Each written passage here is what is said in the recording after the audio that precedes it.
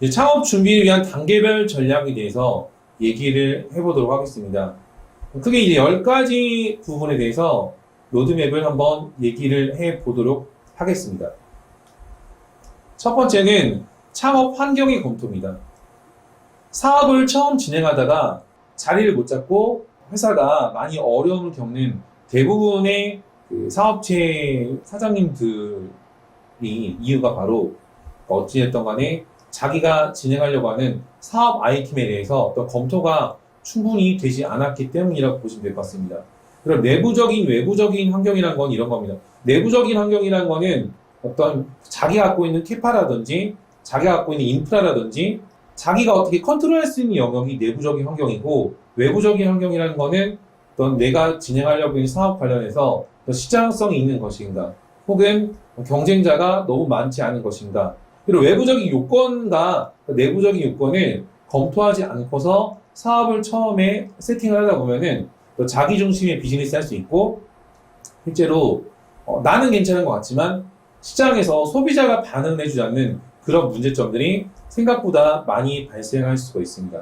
또 그러다 보면은 실제 진행하고 있는 비즈니스 말고도 여러 가지씩 안 되는 사업템들만, 안 되는 사업 아이템들만 문어발식으로 확장하다 보니까 실제로 인력에 대한 투자는 되게 많이 들어가는데 매출이 많이 발생되지 않고, 혹은 매출은 많이 발생됨에 불구하고도 실제로 수익적인 측면에서는 많이 발생되지 않는 측면이 창업 환경 검토 부분에서 충분히 되지 않아서 발생되는 문제라고 보시면 될 것 같습니다. 그렇기 때문에 창업 환경 초기에서는 사업자가 갖고 있는 능력이 어떤 기술적인 능력인지, 혹은 네트워킹에 대한 부분인지, 혹은 나는 자금을 끌어올 수 있는 부분에서 강점을 갖고 올 수 있을 것인지 등에 대해서 충분히 검토하는 부분이 필요하다고 생각하시면 될 것 같습니다.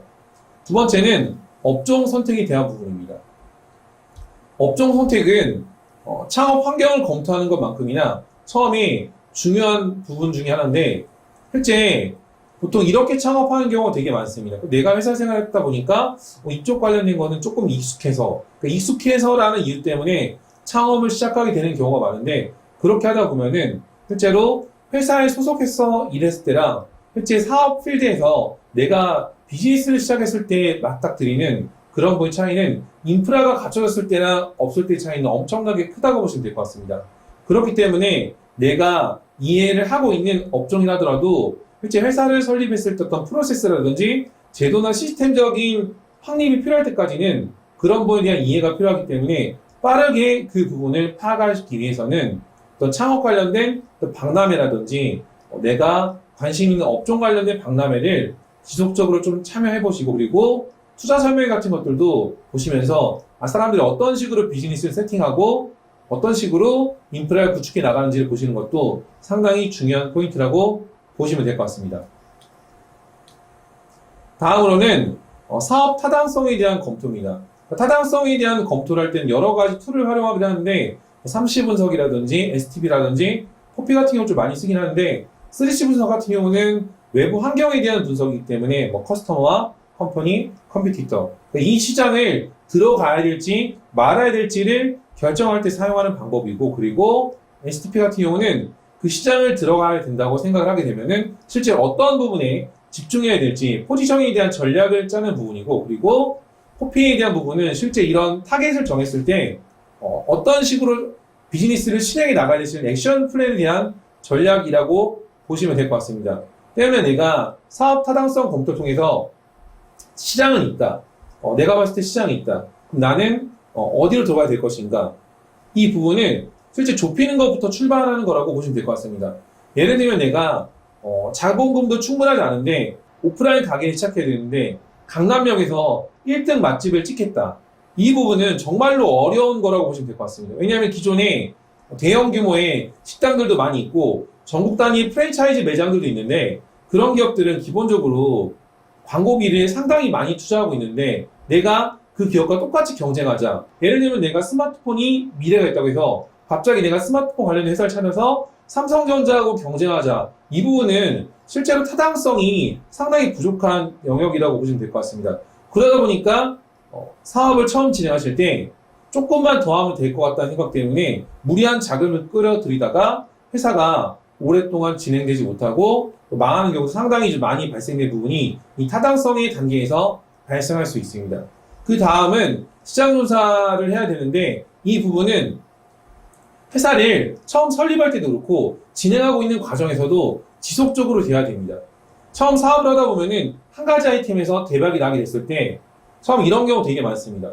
나는 이 아이템이 대박 났으니까 이 부분만 좀 잘 관리하면은 이제 죽을 때까지 먹는 거는 별 걱정이 없을 것 같다. 이런 생각을 많이 하시는데 결국에는 내가 그런 시장 아이템이 경쟁자가 없었을 때는 처음에 독과점할 수 있지만 다른 사람들이 그 시장이 있다는 거를 알게 됐을 때는 당연히 경쟁자들이 점점 유입이 될 수 있을 수 있고 만약에 그 들어오게 된 경쟁자가 나보다 자본금이 있거나 마케팅 능력이 뛰어나거나 나보다 특출난 부분들을 많이 갖고 있는 업체가 들어오게 되면은 바로 매출이 곤두박질 칠 수 있기 때문에 지속적인 시장 분석을 통해서 내가 하고 있는 아이템뿐만 아니라 신규 아이템 뭘 가져가야 되고 혹은 내가 갖고 있는 아이템을 어떤 식으로 시장에 맞춰서 변형을 해서 발전시켜 나가야 될 것인가에 대한 부분이 시장 조사 분석에 대한 단계라고 보시면 됩니다.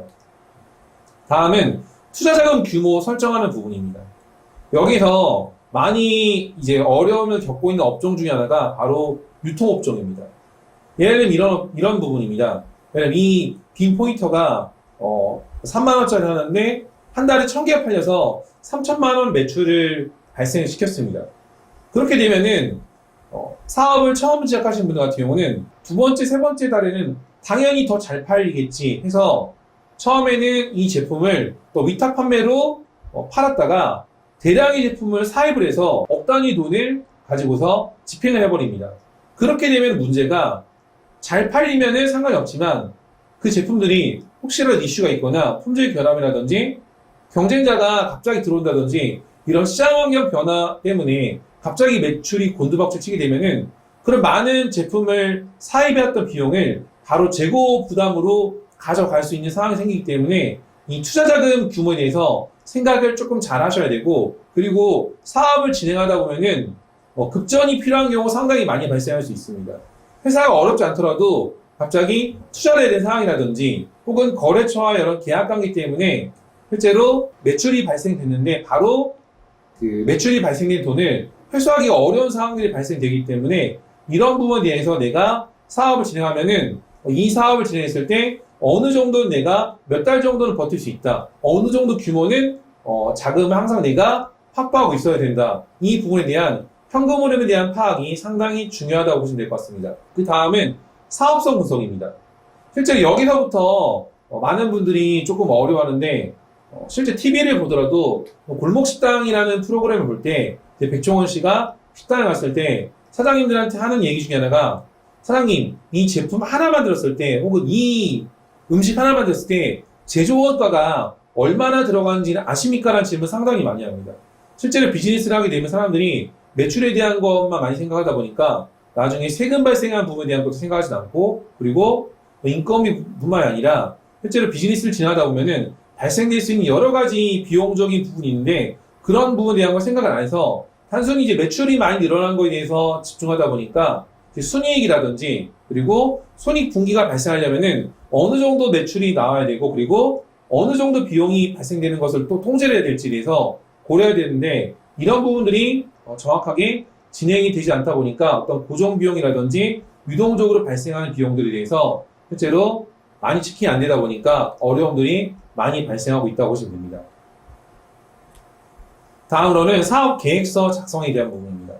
회사가 점점 성장을 하게 되면은 실제 어떤 정부 지원 자금이라든지 외부에서 자금을 끌어와야 될 부분이 있는데 이런 부분에서도 사업 계획서 작성이 상당히 중요하고 실제로 내가 진행하고 있는 어떤 아이템들이 머릿속으로 그렸던 부분들을 실체화시키려면은 또 구체적인 풀린 수립이 필요한데 이런 부분에서 사업 계획서 작성이 상당히 중요하다고 보시면 될 것 같습니다. 그 다음으로는 또 오프라인 매체를 가지고서 오프라인 채널을 통해서 또 장사한다고 하면 상권 입지에 대한 부분을 분석을 해야 되고 또 내가 온라인 한다고 하면은 이런 부분을 예를 들면은 기존에 구축되어 있는 또 네이버라는 플랫폼을 활용해서 이용할 것인가 혹은 나는 웹사이트를 새로 만들어서 실제로 비즈니스를 진행할 것인가에 대한 또 채널에 대한 전략도 생각을 하셔야 된다고 보시면 됩니다.